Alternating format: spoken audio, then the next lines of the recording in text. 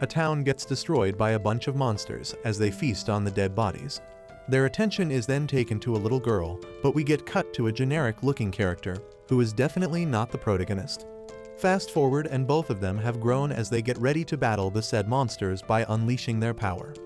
A summit of women discusses the situation regarding motto in the country, but another quick cut introduces us to our generic-ass protagonist, Yuuki Wakura. Yuki's superpower is that he can do chores without any flaws, as they live in a world where only girls are blessed with supernatural powers from the Peaches. He also hints at a tragic backstory involving his Ni-chan. Yuki is also a salaryman who wishes to be useful elsewhere. However, while returning home, he gets trapped in Motto. He learns that he's trapped in an alternate dimension called Motto from the manual. The manual tells him to wait for the demon defense, but he gets attacked by a demon or Shuki. He tries to escape but faces a dead end and believes it's his time to increase the number of casualties. But suddenly a girl with huge asset, Kyoka, arrives on a Shuki and makes quick work of the demons with her swordsmanship. After telling him that she's from the defense, she tames a Shuki and gets out of there, but they get chased by a horde. The horde gets shot down by Himaren, Ni, and Susu from her squad, getting there just in time. Ni has the ability of an advanced radar, and after getting the order from Kyoka, the three handle the incoming Shukis. Himaren also shows her power to morph her hand into a machine gun, while Susu can become a giantess. Yuki then narrates that these are the women blessed by Peaches and selected for the Demon Defense Force. The 7th squad rescues a kid after kicking some of Suki's ass and return. The kid wakes up and talks about his sister. Kyoka indirectly asks Yuki to shut it, but they hear the kid's sister. After rescuing her from the chasing Shuki, Kyoka tries to evade them, but has to make do with some slicing. The monsters begin to overwhelm them, but she puts on a temporary barrier while thinking about her dream to be the Supreme Commander and the naysayers. She then decides to make Yuki her slave to unleash some good shit. She asks Yuki, who has never touched a woman, to lick her finger, and it works him up so much to the point of transforming him into a kaiju-like entity. Kyoka is surprised to see his power and rides him as he makes quick work of the Shukis while being surprised by his thrust and reflex. The Shuki all morph into a giant but are made quick work of by the duo. Yuki gets back to normal and learns that he gets a reward from Kyoka every time he does a good job, as she kisses him. His Riz is so powerful that she cannot control herself as he did such a good job. She fully French kisses him again, horizontally inclined. After a makeout session, Kyoka reveals that she will exploit Yuki to fulfill her dream of being the Supreme Commander. Instead of saying yes easily, Yuki yaps about how he wants to be the hero before finally accepting the deal due to the rewards. Kyoka introduces Yuki to the HQ as the dorm's caretaker, as he had bragged about his ability. Yuki and the squad each have their reaction towards the news as we find out easily who the Genki, Tsundere, and Loli in the squad are. Yuki gets put to his duty quickly instead of being a member of the squad as Kyoka welcomes him to the 7th squad. We all know where this is going though. Yuki cleans the HQ spotless as Ni Senpai arrives from her elementary. She then describes Motto's geography before Himari shoots down a Shuki. He confronts her about not warning them but gets shut down by her as she's the squad's Tsundere. Yuki is satisfied with the role of being a male wife but suddenly remembers his dream of being a hero. He asks Kyoka about his assistance to her, but gets a sword kept on his throat by Himari, whose ability was actually to morph her hand into her weapon of choice. Kyoka then tells her squad to not feel uncomfortable as Yuki is a beta, but she declares that she'll twist his dick off if he does anything stupid. While cleaning the watchtower, Yuki finds out it oversees the bath, and then sees a naked Himari. He gets flustered and hides, but hears Susu's voice. She reveals herself and her ability to grow to a size of her choice and clicks a picture of him for blackmail. Yuki asks her what she wants, to which she replies that she wants him as her slave. Yuki gets to cleaning her room, but he actually wants to delete the picture.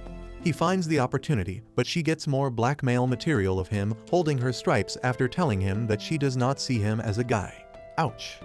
Yuki searches for Kyoka to appeal to her that the picture was an accident, but after seeing her kick some Shuki's ass barehanded, he regrets his decision. He then learns from Ni that he'll be alone with Susu as the others will be attending a meeting. Ni believes that the two will get along as Susu is a nice person, but only Yuki knows how nice she is. As Yuki gives her a shoulder massage, the two talks about their family, and Shushu talks about Yuki being the first guy she interacted with. She then challenges him to a strip video game, and as Yuki is a gamer, He believes it's his chance of payback. But he of course loses the game and his clothes. She still is not satisfied with her reward and asks him to take off his underwear. He asks her to be careful with a naked man, but Shu references Walter White by saying to him that she's the danger and sits on him after turning big. She then takes off his underwear and laughs at Yuki Jr. as it is, quoting her, "small and adorable." A giant Shuki attacks the barrier but gets one shot by Shu and her paradigm shift. The celebration is cut short as another, even more, giant Shuki proves to be a big trouble. Yuki watches helplessly before remembering his transformation with Kyoka. He tries to simulate the condition by licking all her garments before finally licking her boot. Shushu holds on, but her time is up as even the effect of paradigm shift starts to wear off. Suddenly, a half-transformed Yuuki comes to her assist and makes quick work of the monster. He free falls from the sky but makes a soft landing thanks to Shu's cushion. Shu thanks her, but she sees that even Yuki Jr. welcomed her and is impressed by its size.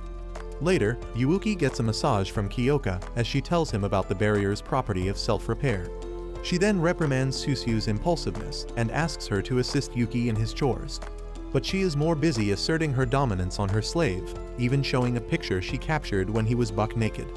Yuki is worried about his freedom, but Shu is so impressed by his blooming mushroom. She talks about not giving up on him. A squad gets wiped out by a new kind of Shukis, but they're controlled by a sexy villainess who talks about visiting Yuki. Yuki and Kyoka are in the 5th Squad HQ after stepping out of a portal to attend a meeting. But he's more awestruck by the beauty of Kyoka in casual wear. He asks her where she's taking him, but he's met with silence. Back at the HQ, Shushu finds out that her commander has taken him with her as it's May 11th. Kyoka takes Yuki to a shrine of commemoration and talks about her encounter with the unicorn Shuki who killed everyone she knew. She also tells him that the monster is still alive, asking him to get ready for the day when she encounters it, and makes a mince out of that monster. On the return to Mato, Yuki asks Kyoka on a parfait date and succeeds despite hesitation. In the cafe, Yuki talks about his sister before rizzing up Kyoka, but he gets rizzed up instead by her smile. He travels down memory lane, but the date gets interrupted as they're called back to the HQ. They get to the HQ quickly thanks to Yuki's persona, and he gets rewarded by taking off her stockings. Lucky bastard. The squad briefs her about the newly formed Shuki's nest, and they head out to destroy it. The team begins to make quick work of the nest, but they get interrupted by the chick from the earlier episode and her unicorn Shuki.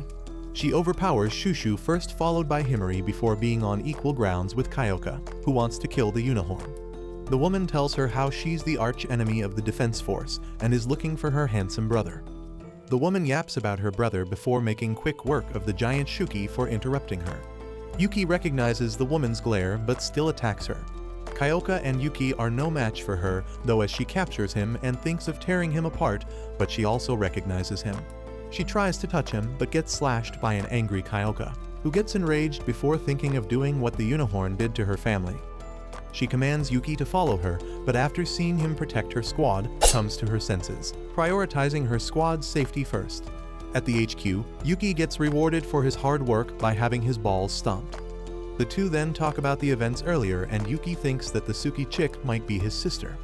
Kyoka thinks that his hypothesis does not hold weight, while fondling his dick with her feet before crushing it as Yuki talks too much about her view. Yuki still thinks about his sister and the probability of her turning into a Shuki, but after a wholesome interaction with Ni, his overthinking stops. Meanwhile, his sister also returns to her squad, with an assurance that the Suki is her brother. Her brother, though, is the luckiest bastard in existence, as he gets a back rub from Shushu and a full frontal view from her and Himari. He almost gets killed by Himari, but since the harem's members were getting stale, new members from the 6th Squad, Tenka and Azuma, are introduced. Tenka immediately asserts her dominance over him, while Azuma smirks at Himari like she's a lowlife. Tenka talks about the recent sightings of the humanoid Shukis and tells the 7th Squad of the joint operation. Azuma, meanwhile, berates her sister, Himari, by indirectly firing shots at her.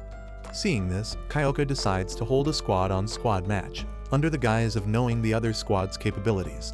The two accept and return while Himari asks Kyoka to train her and tells Yuki that he's now her slave as well, without any input from the poor guy. After a good bowl of ramen and some talks about ass-kicking, Himari takes Yuki out on a test drive. She reveals that her power, lofty ambitions, learning, allows her to learn others' abilities stored in her phone, this time selecting the captain's ability.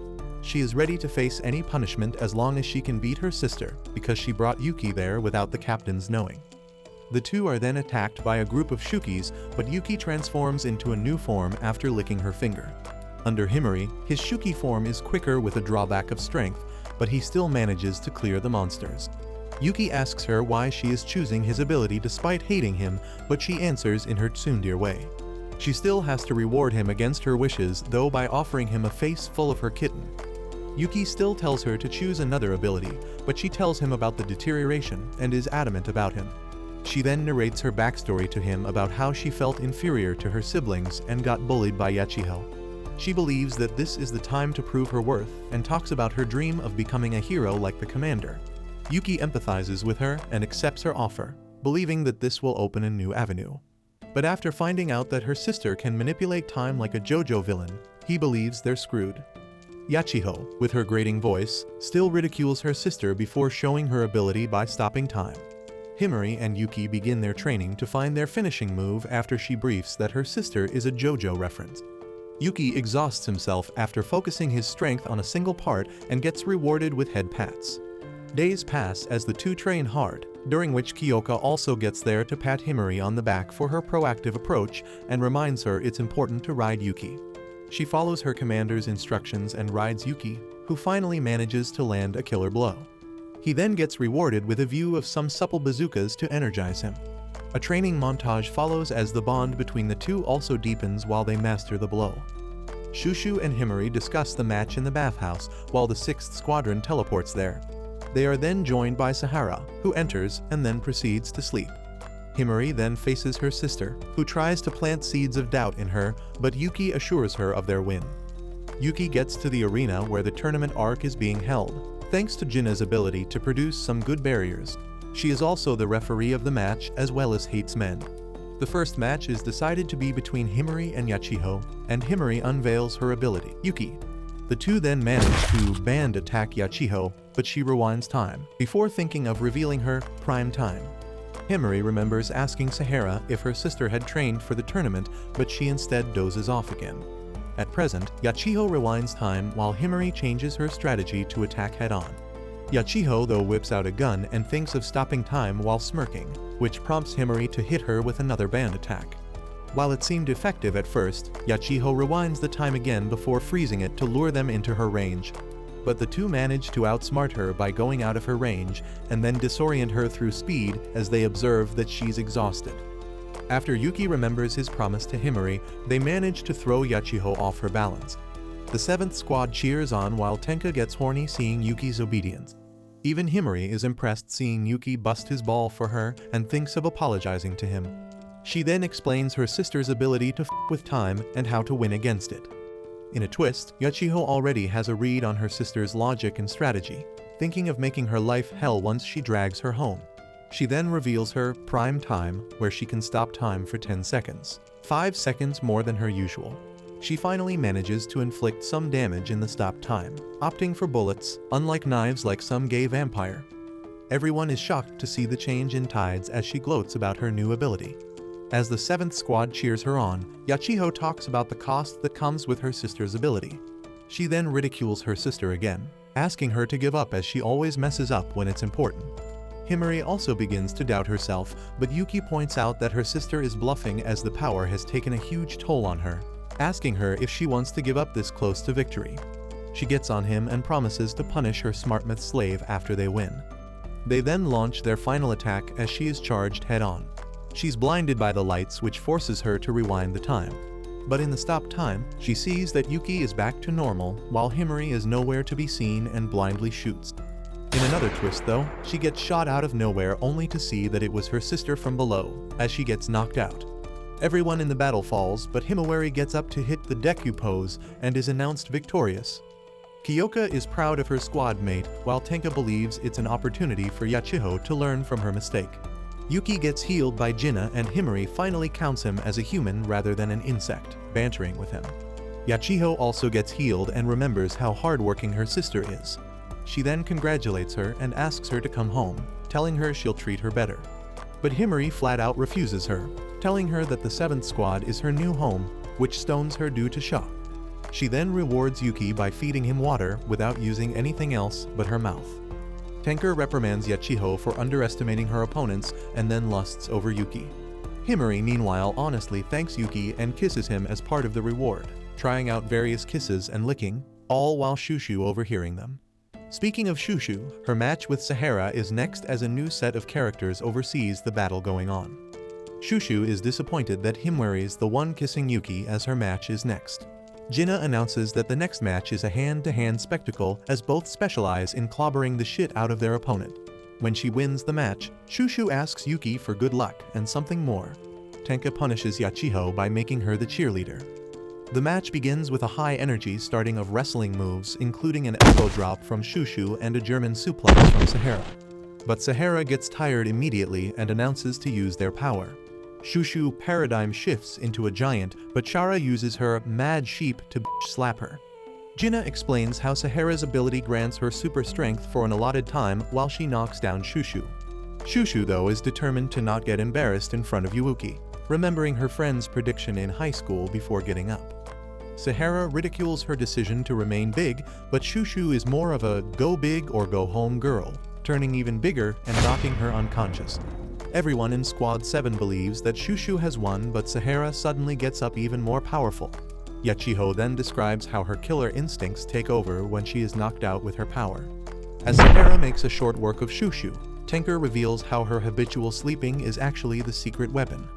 Shushu gets patched up with her titties hanging and apologizes to Kyoka for losing. She then heads to her room, embarrassed as Yuuki has seen her losing. Yuki goes to console her and raises her spirit once again. She then asks him to close his eyes and kisses him with her tits hanging, embarrassing the lucky bastard. She also wants to confess to him, but believes he needs to like her more. Mi provides reconnaissance to check if any anomaly is occurring in Mato, but her ability gets infiltrated by the crazy Shikoku, who warns her of the incoming disaster. Suddenly, they are surrounded by a horde of Shuki, who try to break the barrier. Jinna is confident of her barrier, but it gets broken easily by Raren, a humanoid Shuki. Kyoka then mans the battle station, ordering everyone to do their respective tasks. She slashes a giant while everyone who was pitted against one another in the exhibition matches team up, as Shushu and Sahara wipe off hordes while Yachiho faces Raren after saving Himari. Yuki transforms and is being ridden by Kyoka when Himari proposes an idea to ride him together. Kyoka accepts as she has a hunch that Yuki will get more powerful, and she's right as he transforms into an even more powerful form. Yuuki succeeds in copying his sister's ability as Kyoka harnesses his new power.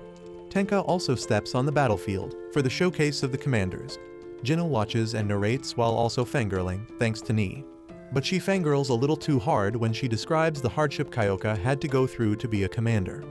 Yachiho gets overwhelmed by Raren despite her time ability, even losing her arm, which she gets back by rewinding time. She gets exhausted due to her ability as Raren charges his finishing blow, but Tenka gets there, which surprises him. She tags in for Yachiho and has her badass moment when she retorts, "What army?" reminding Raren of his armies not interfering. He though is excited as he can see that she's powerful. Kyoka, Himawari, and Yuki take care of the Shukis as Yuki spits out a powerful energy blast. But the Shukis just keep coming, and they won't stop coming as they do again, only to get taken care of by Kyoka.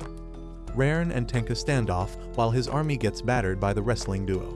He voices his displeasure as he wants to face the two captains and try to finish Tenka quickly with a huge energy blast. She tries to kick him, which gets her ridiculed before she unveils a fucking black hole to finally hurt him. Jinna gets excited watching the badassery of the two commanders and starts shaking Ni as well. Raren gets frustrated with Tenka and summons a thunderstorm on her, but Tenka is unscathed. She then punches him so hard that he gets teleported to the sky, while Jinna talks about how her Ain no Maitori allows her to manipulate space. She finally gets rid of Raren and his army by pulling him into the black hole, followed by ripping the fabric of space. Yuki is surprised by Tenka's capabilities and begins to doubt his master's ambition, but she easily clears his doubt. He also then proclaims his generic shonen-ass goal of wanting to be a hero. The whole squadron briefs on the remaining enemy generals, but Ni apologizes for not finding them on time. The two commanders reassure her of her ability while Yuki gets a new addition to his harem, Jinna. Himari shows that being tsundere runs in the family as she rejects her sister's proposal to go home again. The 6th squad then leaves as Tenka lets out a sus smirk while stepping into her portal. Yuki shows his luck again as it's time for his reward, which involves getting bathed by both Kyoka and Himari. Bro gets to heaven without dying as he feels Kyoka's bazookas before getting into the spring while being caressed by both of them. Ni shows that she's the resident sketch artist as she shows her team the remaining humanoid Shukis. Yuki though tries to see if the drawing matches his sister, but to no avail. He thinks about her before sleeping, and after he dozes off, Tenka teleports into his bedroom and watches him with a subdued smile. The squad is invited to the 6th squad's dormitory as Kyoka has a meeting with Tenka. Himari is asked to meet with their squad members while Yuki does his duty as a male wife. He sees that the dorm is pretty clean and gets embarrassed due to some lingerie. Shushu meanwhile misses him and their kiss, thinking of improving for him, first by tidying up. Yuki has to enter the lion's den that is Yachiho's room to drop her uniform, but he runs away after finding out that she's a huge siskin. He then sees that Sahara is dozing off with her assets hanging and tries to cover her only to get constricted. He tries to cut loose but passes out due to a face full of her kitten and eventually stops thinking. The two head out after a session of face sitting and sees Himari looking at her sister. Sahara then talks about Yachiho's hard work before talking about how the Peach's ability stems from their main desire like Himari's desire to learn from her sister. She and Yuki then nudge her to talk with Yachiho and the two siblings hit off. Tenka and Kyoka strategize to go after the remaining humanoids, but Tenka is still in doubt if the black hole had actually obliterated the humanoid. Her hunch comes true as Raren makes a full recovery thanks to Shikoku getting there to rescue him in time. She then ridicules Raren's plan to face the defense force head-on and decides to gather all 8 humanoids, working from the shadows until then. She also has a sadistic curiosity about the humans, indirectly hinting at Yuki's cause of course. Tenka also has her curiosity about Yuki, asking Kyoka if she will offer him as she wants to take him for a test drive. Tenka explains why she needs Yuki as he can be her pet who helps her unwind after a long hard day and even makes an offer to endorse Kyoka in the next Supreme Commander election. Kyoka declines her endorsement, stating she's gonna make it on her own, but Tenka remains adamant, settling for a date with Yuki as he's a lucky bastard. Another one gets added to the harem. On the way back, Yuki learns that he's gonna be a pet to Tenka as Kyoka tells him that she does not have control over his private life. He's confused cause since when does he have a private life? Later, Yuki thinks about Tenka's proposition in his bed when suddenly Tenka also teleports there. He is shocked, but after hearing that she wants him as her boyfriend, gets elated. She also says that the pet thing was because she finds him adorable, thanks to the power of being the protagonist. Tenka pushes further with her boobies and talks about being Yuki's mommy. She kisses him tongue in before pushing him down and starts to undress. She then uses her ability to get rid of his t-shirt and gets him in the pegging position before giving him the option to date her or not. Yuki thoroughly enjoys it as it's similar to a mommy Asmer in real life, but asks her for some time. Shushu barges in to call him only to see them in a precarious position, thanks to Yuki's harem power. Kyoka reprimands Tenka for her behavior and Shushu adds more fuel to the fire as she's jealous that Tenka has already made her moves. Tenka ignores them and returns with a temporary farewell to Yuki while a displeased Himari and Shushu watch on. The next morning, Kyoka trains Yuki with the squad as she believes he morphs into a different form with a different rider. She asks Ni to ride him first, and he transforms into a form with heightened senses. His sight is powerful enough to see what lingerie Himari and the others are wearing.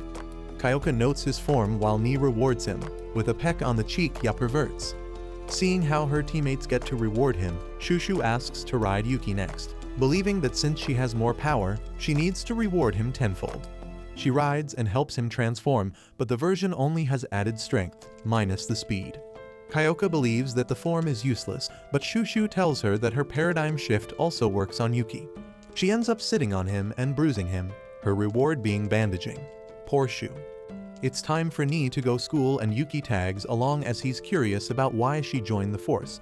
He walks her to school and asks her reasons with Ni replying that her parents could be found.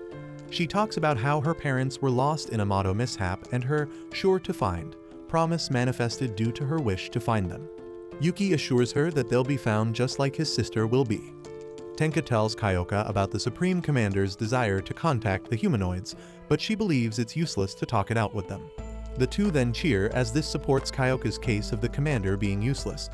They then get back to the dorm and Tenka flirts with Yuki in front of Nii and Kyoka, whose mood suddenly sours. She calls for Yuki, but her team reports sightings of Shuki portals. After getting the coordinates, they are dropped by Tenka, whose assistance is also denied by Kyoka. Yuki senses something odd in Kyoka's behavior, as Kyoka declares to Yuki to the not to interfere with his personal life clause as he's her slave. So, she's basically jealous that Tenka is too forward.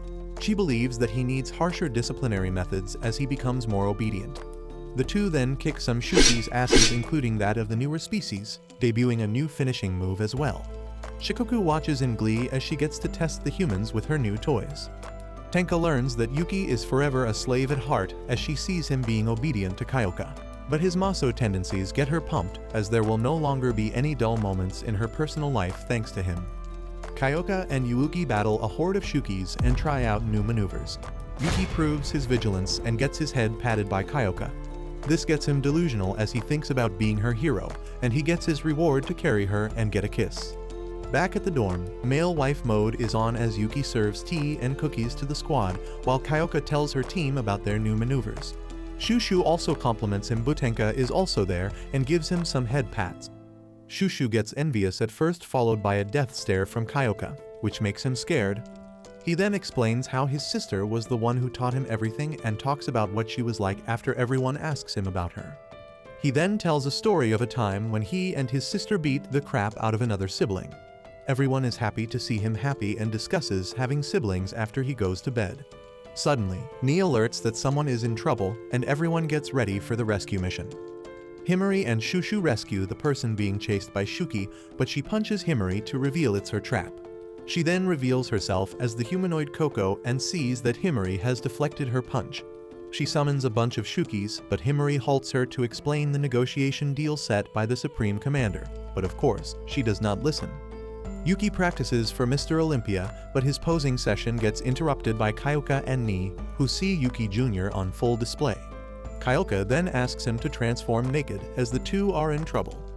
Himari finds out that Coco's Shuki has an impenetrable skin, adapting to a blaster, but Coco herself proves to be a handful. Shushu meanwhile gets knocked out by another humanoid.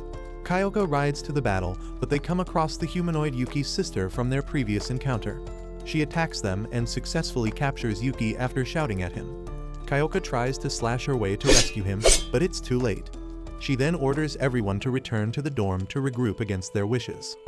Yuki wakes up to find himself being 69D while being licked by Coco and pinned by Yuno. He thinks about why he stopped earlier when the humanoid shouted, concluding that the humanoid is his sister, Ayaba. Speaking of his sister, she sees her brother being assaulted and locks Coco. After hearing that she was actually healing him, she thanks Coco and finally reunites with her nude brother. She jokes about him being fully grown in all places before taking him outside to answer all his questions. He finds out that his sister lives in a village where everyone is half human and half monster due to an accident. She thinks of having him stay there with her, but Yuki asks them to negotiate with the force. The atmosphere changes and the three begin to talk shit about the defense force with blood in their eyes. Back at the dorm, Nii still could not find him while Shushu got bandaged up and worried about him. Himari assures her that Yuki is safe while Kyoka is weirded out by the fact that he obeyed someone else's order other than her. Yuki is still being glared at, but the air changes again after he asks his sister about how she knew about his whereabouts. The two then get back to their sibling shenanigans despite Yuki's embarrassment. Ayaba brings her brother some food since he's hungry, only to find him munching on some tasty meat buns served by Yuno and Coco. Kyoka finds out that she's a Yuki detector thanks to the reward clause and rallies everyone to find him. At the village, Yuki and his sister catch up before he gets curious about his sister's origin, including why she eats Mato peaches. Back at the dorm, Nii gets left behind for communication as the 6th and 7th squadrons combine as a united front to rescue Yuki. Yuki finds that Ayaba and the rest all became what they're due to the Mato peaches. He gets curious to know about the phenomenon and asks his sister to tell him more, but they get interrupted. Neon volunteers to quench his thirst for curiosity as she believes she can explain it to him beautifully. She says that back on Earth, she was a model who got caught in a Mato mishap. In motto, as she did not eat the peach, she gouged down on one, but the power became overwhelming. The next thing she knew, she was forced to be a guinea pig in an experiment conducted by creepy old women to find the cure for humanoids like her. She then says that she can pass through objects, thanks to which she escaped before finding everyone there. Coco also adds her sentiment, while Yuki learns that his sister suffered more due to the duality between her monster part and her senses. Yuki still believes that the defense force can understand their plea, but they introduce their Shuki before revealing their ultimate plan to take down the experiment place, Yin Yang Dorm. Ayaba's senses tingle as the squadron gets there through Tenka's portal. Kyoka finds where Yuki is being held as Tenka gets pissed that her love has been kidnapped. They plan to use Shushu to break through the entrance, while Kyoka orders them to try to dialogue before engaging in combat. After Yachiho makes short work of the fries thanks to Golden Hour, Coco gets there with Kuma. She tries to attack them, but the tag team of Sushu and Shara deals with her. The remaining squad goes deeper into the cave where they are confronted by Akira. The Azuma sisters plan to take on it as they ask their captains to go ahead. All the while Neon lurks in the background. Yuki is asked by his sister to stay put for his safety, but the commanders get there. Ayaba gets ready to fight, but Tenka's ability allows her to snatch Yuki right under her nose. Ayaba quickly figures out what Tenka's ability entails while her brother is taken into a cave. There, Yuki thanks the commanders, but as the reward clause remains, he gets to finger Kyoka's mouth. Tenka watches on, but as she's a femchad and not a cuck, she joins in on the finger-licking goodness. Lucky Bastard tries to figure out about the team as he gets his finger licked by two fine women who seem like they're eating KFC for the first time. Knowing that her brother is getting assaulted sort of, Ayaba gets there and attacks them, only to get stopped by her brother. He manages to remove her killing intent as Tenka and Kyoka still doubt her validity as his sister. Yuki then explains to them about what had happened to his sister. Sahara and Shushu are still trying to have a civil discussion with Coco, but after a final refusal, they finally decide to kick her ass. The Azuma sisters manage to make beehives out of the Shuki, while Neon observes to see what Yachiho's power is before making her move. Kyoka and Tenka are shocked about the Yin Yang Dorm, with Kyoka promising to destroy it. But Ayaba flat out refuses her help by telling her that she'd destroy anyone who stands in her way. Yuki tries to diplomatically calm down the situation, but he gets shut by his sister as they plan to duke it out. Ayaba calls the unicorn, which Kyoka handles while she handles Tenka. She asks who Tenka is and gets called sister-in-law before telling her that Yuki is going out with her, angering Ayaba to say to her to drop dead. Sahara is having a hard time landing blows on Coco as she's slippery while Shushu cannot put a scratch on Kuma. Yachiho finally manages to shoot down Akira by using her Golden Hour, but Himari gets choked out by a Shuki as she shields herself from Neon. Shukoku learns about the humanoid's whereabouts, which gets her excited, and she plans to declare herself a god in front of the humans after they get there. Ni prays for the welfare of her squad as the party gets started underground. Kyoka slices up the unicorn as she wants to make it pay for every person it has killed. Despite not having Yuuki, she manages to hold her own through her swordsmanship thanks to her rigorous training. Tenka meanwhile fights her sister-in-law, who finds out that she has other tricks up her sleeve besides teleportation. Tenka is impressed by her sister-in-law's vigor as she dodges her powerful attacks. She warns her not to overconsume the peaches, but Ayaba is more pissed that Tenka is trying to wreck her home. Suddenly, Tenka gets overwhelmed by her sister-in-law due to her heightened senses and physical capabilities, only fleeing her attacks without anything from her own. Coco shows that she was at one of P. Diddy's parties as she's covered in baby oil. She and Kuma are becoming a huge nuisance to the wrestling duo as they cannot land a single scratch on them. Coco then brags about how everyone licked Yuki while having a soft spot in her leader's heart. Shushu gets angry hearing this and decides to use Formation S, where the S stands for see ya later. So, Sahara runs away and throws a shrunken shoe inside Kuma, where she paradigm shifts into her gigantic form and tears it from inside. Sahara also takes care of Coco by combining her mad sheep with Kuma's tooth to finally slash her. The two stand victorious, but Sahara dozes off as hordes of Shuki arrive, while Coco and Kuma begin to regenerate. Yachiho rewinds time to save her little sister, but overexhausts herself as Neon and Akira target Himari. She gets saved by Himari as well when Neon ambushes her, as she wants Yachiho to know her little sister can also protect her. The two then get back to back for the Azuma formation before Himari shows her hidden technique that pays homage to Greek and American mythology. The technique shows where Neon is hiding, which prompts Yachiho to reverse time for the final blow. Yachiho then assists in hitting Neon successfully while she takes care of Akira. The sisters succeed while Neon worries about Ayaba. Ayaba meanwhile is still chasing Tenka, who tricks her into hitting her unicorn before getting attacked by Kyoka to throw her off balance. She tries to recompose herself, but Tenka has studied her attack patterns and strikes her with her black hole before delivering the finishing shot. But suddenly she remembers Ayaba's softness with Yuki being his big sister and hesitates with her attack. Seeing this, Ayaba blasts her full throttle, which she could not dodge. Yuki is still tied down and sees Tenka fatally injured and falling due to his sister's attack. Yuki crawls towards Tenka, but his sister asks her why she didn't attack when she had the chance. Tenka replies that it'd have made Yuki upset, which Ayaba adores, followed by an entire montage of Tenka's delusion where she plans her entire life with the siblings, including her honeymoon with Yuki. Kyoka gets there and Ayaba asks them to retreat when they've got the chance, as she still wants to invade the bureau. Coco and Neon arrive to report their losses while the squadron reunites. Back at the HQ, Ni sees that something getting down at the cave. There, the two factions stand off only for the entire underground to be forced open. Shikoku and Jiryu make their grand entrance as she declares herself as a god. Jiroyu immediately gets to business as she captures Neon and Coco, while Shikoku adds more to her lore as she declares herself as the god of Shukis. She also clears the air that she's not with the underground humanoids. Ayaba stands her ground as a big sister and attacks them only to get interfered with by her unicorn, Kidamaru. She is shocked and tries to entangle her Shuki, but it's been boosted by Shikoku. Kidamaru is brought to his old self as Shikoku whispers not to hold back. The unicorn charges at Ayaba, but Kyoka and Yuki get there in time to block it.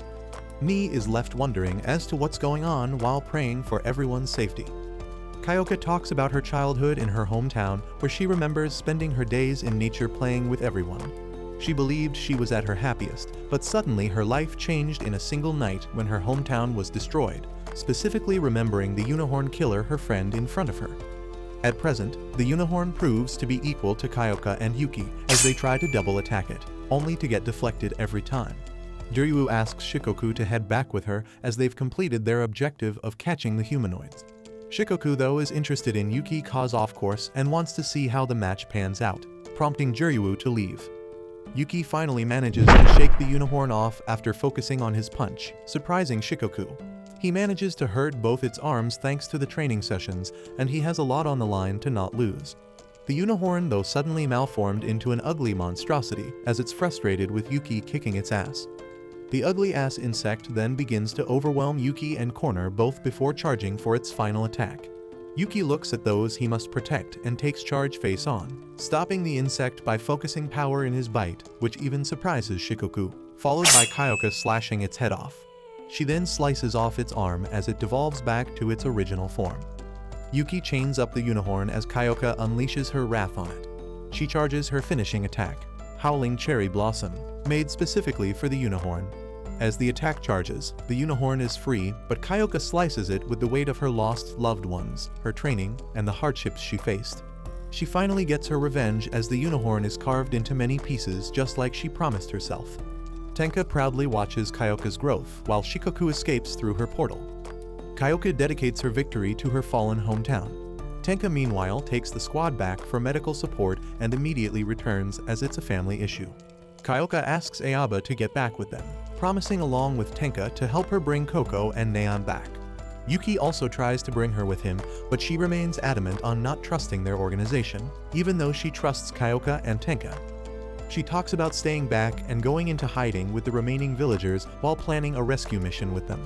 Yuki is still trying to bring his sister, but Tenka agrees with her decision, followed by Kyoka. The two talk about how the Bureau and the Supreme Commander know about the experimentation, and how the Commander may not hesitate to kill them all if she found out. They let her go as their conversations and findings have not reached the top as Yuki questions how long must his sister remain in hiding, while Kyoka hints until she becomes the Supreme Commander. They teleport back to the dorm and Ni is happy to see them safe and sound. She informs Kyoka about the team's well-being while Tenka also goes for a medical checkup. Yuki thanks Tenka, who asks him for a grand reward the next time they are together before leaving, as an envious Kyoka watches on. Ni asks Kyoka to take a bath, who orders Yuki to look out for enemies in his current form. Ni asks Yuki if he's alright, and he tells her that he's worried about the others, feeling like he failed to protect them. She adorably tells him not to worry and for him to work harder on behalf of them, before offering him dinner. Kyoka finishes her bathing and relieves Yuki of his slave form. She then tells him to clean himself and meet in her room for the reward. Later, Yuki is lying on the bed with only his underwear, while Kyoka is at the foot in her lingerie. She gets on top of him as apparently the reward is sleeping together with very few clothing items. The two passionately kiss before Kyoka asks him to sleep, but he cannot due to what just happened. She then takes matters into her own hands, literally by putting Yuki in a Boston crab. Yuki asks her why is she doing this, to which she replies that it's her way to discipline him since he disobeyed her order to follow his sisters. She then proceeds to put him in various wrestling holds as a way of maintaining his discipline, just like how his sister used to do. Yuki, despite the pain, enjoys it, which he himself finds concerning, and the two of them go to sleep. Koko and Neon are fed to a budding god as Shikoku and her gang watch on, believing that the god that will be born from this is gonna be hella powerful. A huge party is thrown to welcome back the now healed troop, and they all get to enjoy Yuki's home-cooked meal. He is asked to make a toast, but gets cut short as chaos ensues. Himari and Shushu though proudly declare that Yuki is home, to which he agrees wholeheartedly. Later, Yuki looks at his sister's earrings and thinks back to the time in the cave when he tried to bring his sister home. He remembers Kyoka promising her that she'll be the supreme commander and change the bureau policy to help her kind rest easy. The cave begins to collapse and Yuki asks his sister to return with them for the last time. Ayaba though hugs him and gives him her earrings. Yuki then shouts that he'll help his sister, which makes her proud, saying that he gets in a plus in a teary exchange. At present, Yuki decides to not only be a hero for everyone, but to help his sister find the cure. In the morning, Yuki is graced by Tenka's presence, who is there to collect her reward, but she gets blue-balled by Kyoka. She is pissed at Yuki though, as he forgot who his master is, reminding him of that in the language he can understand. Later, Himari asks him to train her as she wants to hone her Peach's ability. Shushu watches on as her ranking in Yuki's harem is dwindling, but she's confident as she has read Art of War. Ni alerts everyone of new Shuki portals and everyone gets ready for the battle while counting on Yuki.